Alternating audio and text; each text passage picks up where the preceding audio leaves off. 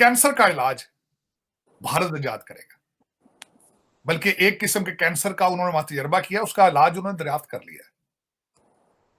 एक साइड पे एक कंट्री जो है वो जापान को सुप्रेस कर रहा है, एक साइड पे एक कंट्री आपके डीएनए वाला वो यूरोप इंग्लैंड की इकोनॉमी को क्रॉस कर चुका है, एक वही कंट्री आपके डीएनए वाला कैंसर का इलाज ढूंढ रहा है, और आप पस्तियां ढूंढ रहे हैं, आप अखलाकियात की, अपनी मादरे मिल्लत के कपड़े फाड़ने की आप एक्सट्रीम कर रहे हैं।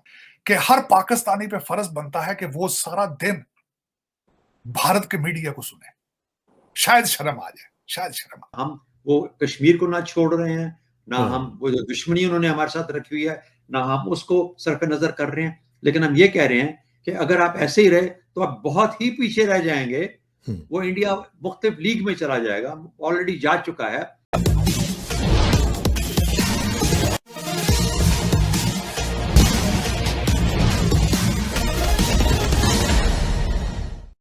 आज की बल्कि एक खबर मैं बताना चाहता हूं आपको, जिसमें मैं तो खुश हूं। कहते हैं कि कैंसर का इलाज भारत इजाद करेगा, बल्कि एक किस्म के कैंसर का उन्होंने वहां तजर्बा किया, उसका इलाज उन्होंने दरियाफ्त कर लिया।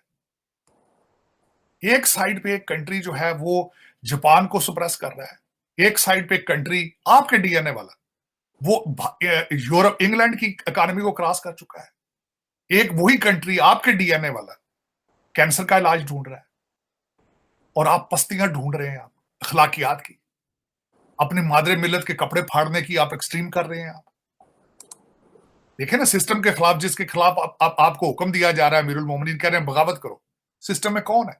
आपके इदारे सारे जर्मन थे, कुछ फ्रेंच थोड़ी ने। आपकी जुडिशरी भी पाकिस्तानी है, एस्टेब्लिशमेंट भी पाकिस्तानी है, ब्यूरोक्रेसी भी पाकिस्तानी है, लेकिन उनके अंदर नेशनलिज्म नहीं। नेशनलिज्म कभी मेरा दिल करता है, मैं हमेशा पहले रिक्वेस्ट कर चुका हूं कई दफा चीमा साहब, कि हर पाकिस्तानी पे फर्ज बनता है कि वो सारा दिन भारत के मीडिया को सुने, शायद शर्म आ जाए, शायद शर्म आ जाए कि ये वही लोग हैं, हमारी जुबान है, हमारा ही कल्चर है। वो सालन रोटी भी साढ़े वाली खाते नहीं यार,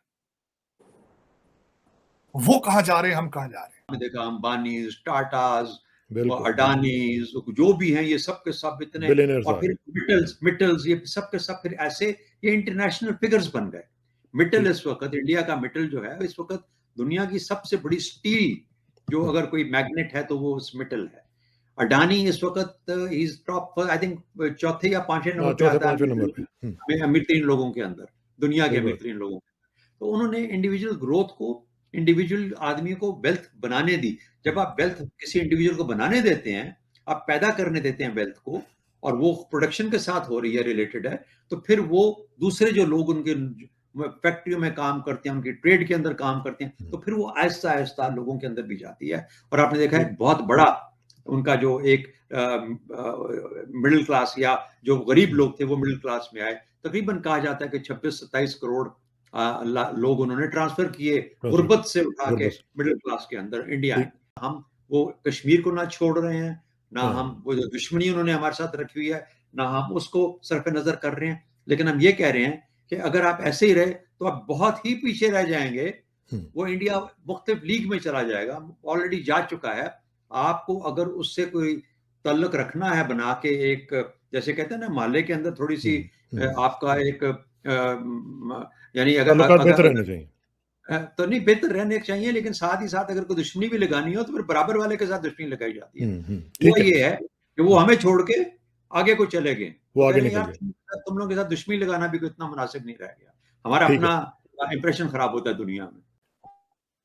तार साहब, आपने भारत की बात की, भारत की एक डेवलपमेंट नहीं हुई है। लगता है जो शहबाज शरीफ साहब ने यूएई में जाके कहा था कि मैं इंडिया के वजीर आजम नरेंद्र मोदी को कहना चाहता हूँ मेरे साथ टेबल पे बैठो, सुनने में आ रहा है कि जो यूएई है वो बैक चैनल उन्होंने इंडियंस को कहा है, और एससीओ का जो प्लेटफॉर्म है उस पर बिलावल भुट्टो को तो बुलाया गया है, लेकिन शहबाज शरीफ को भी बुलाया गया। इंडियन मीडिया ये कह रहा है। आप क्या समझते हैं, बर्फ पिघलती नजर आ रही है? कुछ वाटर ट्रीटी के हवाले से भी बातें चल रही हैं, इंडिया ने जो है वो पाकिस्तान को कंसेशंस वगैरह दे रहा है। आप क्या समझते हैं इस वक्त, जबकि शहबाज शरीफ, आपने कहा पॉलिटिकल इक्विटी खो बैठे हैं, महंगाई, इन्फ्लेशन, वीक प्राइम मिनिस्टर, मई में वो अगर जाते हैं तो उसके बाद 3 महीने बाद इलेक्शंस हैं। आप क्या समझते हैं, इंडिया ने पत्ता खेला है या कि एस्टैब्लिशमेंट जो है वो समझती है कि जैसे तैसे ये इसी वीक गवर्नमेंट से ही कुछ ना ब्रेक थ्रू करा दिया जाए, बाद में मरकज ने पता नहीं क्या होना है। आप इसको कोई ब्रेक थ्रू होता नजर आ रहे हैं या कि आप समझते हैं कि शहबाज शरीफ या ये जो पीडीएम गवर्नमेंट है ये बोल्ड स्टेप नहीं ले पाएगी? चीमा साहब देखें, एक तो यूएई जो खान साहब के पीरियड के अंदर जनरल फैज और अजद दोवल के दरमियान में थी, वो भी यूएई के अंदर ही थी। बल्कि आपको मैं याद कराना चाहता था, वो बाहर वो बात निकली थी अमेरिका के अंदर, यूएई के एम्बेसडर ने निकाली थी। तो UAE is very serious about the reason, और उसमें ये बात में बिल्कुल सही आप कह रहे हैं कि इसमें शायद बर्फ मेल्ट करे, कि जिस तरीके का बयान दिया था शहबाज शरीफ साहब ने, उसके बावजूद अगर इनविटेशन दी जा रही है दोनों लोगों को, तो मैं समझता हूं कि the Bharat is interested in some dialogue. लेकिन मैं एक और बात ये कहूंगा, या तो शहबाज शरीफ साहब को जाना नहीं चाहिए बगैर एक पेज पे आसिम मुनीर साहब का होना, या आसिम मुनीर साहब को साथ जाना चाहिए, क्योंकि ये ना हो कि एक पार्टी पेज पर ना हो और बेफायदा बेमानी, बल्कि आप उसमें क्या होता है फिर वो जब आप इस तरह का कोई इमेच्योर स्टेप लेते हैं जिसको आप फुलफिल ना कर सकें सारे, उससे फिर आपके एतमाद को मजीद ठेस पहुंचती है। मेरे ख्याल में इनको चाहिए सीरियसली जाए इस बात को। इस वक्त आपका ये नेशनल सिक्योरिटी मैटर है कि भारत के साथ, अफगानिस्तान के साथ, ईरान के साथ, चाइना के साथ रिलेशनशिप ठीक करें। और दूसरी उसकी बात है कि खान साहब को भी आपने चुप कराना है, तो तब ये सारे हम टफ डिसीजन लेंगे। और इसमें there is a strong possibility कि ये भारत के साथ भी जो नया डायलॉग शुरू हो रहा है, इसके पीछे भी सारे लोग सीरियसली इसको सोच रहे हैं। और मैं समझता हूँ बड़ी खुशहाल बात है, होना चाहिए इसके वेरी इंपॉर्टेंट। देखिए, मैं हमेशा ये गिला देता रहा हूं हमेशा कि हमारे फॉरेन मिनिस्टर साहब अपने पड़ोस के चारों मुल्कों में नहीं गए और हर उस मुल्क में गए हैं जहां से डॉलर और यूरो मिलने की उम्मीद है। गलत बात। हालांकि इन्हें ये नहीं पता अगर यहां से रिलेशनशिप ठीक करेंगे तो डॉलर यूरो भी आ जाएंगे, आपका रुपया ही स्ट्रांग हो जाएगा, ट्रेड शुरू करें आप। आपकी जो टूटी फूटी टेक्सटाइल इंडस्ट्री थी वो भी आपने खत्म कर ली है। इस वक्त तो हालात बहुत ज्यादा खराब है। डॉलर ना होने की वजह से आपकी पेट्रोलियम प्रोडक्ट भी नहीं आ रही इस वक्त। पाकिस्तान स्टेट ऑयल का एक जो आपकी एलसी नहीं खुली पिछले दिनों में, और उन्होंने वार्न भी किया है कि हम आगे ऑयल नहीं ले पाएंगे। और इस वक्त आपका सोयाबीन घल सड़ रहा है आपके शिपिंग पोर्ट पे कराची में, और इस वक्त आपके तकरीबन 900 के करीब आपके जो शिप कंटेनर है वहां पे खड़े हैं।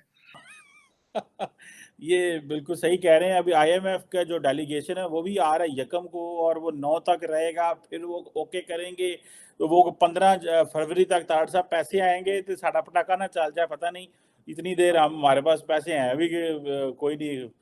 ये भी एक तमाशा है कि वो आईएमएफ। और मजे की बात बताऊं ताड़ साहब, एक बड़ी अहम बात है, ये खबर मुझे पता चली थी कि सारे आईएमएफ, सारे मुसलमान ममालिक ने कहा था गो टू आईएमएफ। यस, बिल्कुल।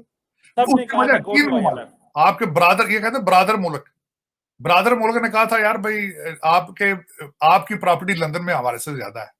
आप अगर हमसे जुड़ा रहना चाहते हैं तो कृपया मेरे चैनल को सब्सक्राइब करें तथा बेल आइकन भी दबा दें ताकि नई वीडियो की जानकारी तुरंत आप तक पहुंच जाए। धन्यवाद। जय हिंद।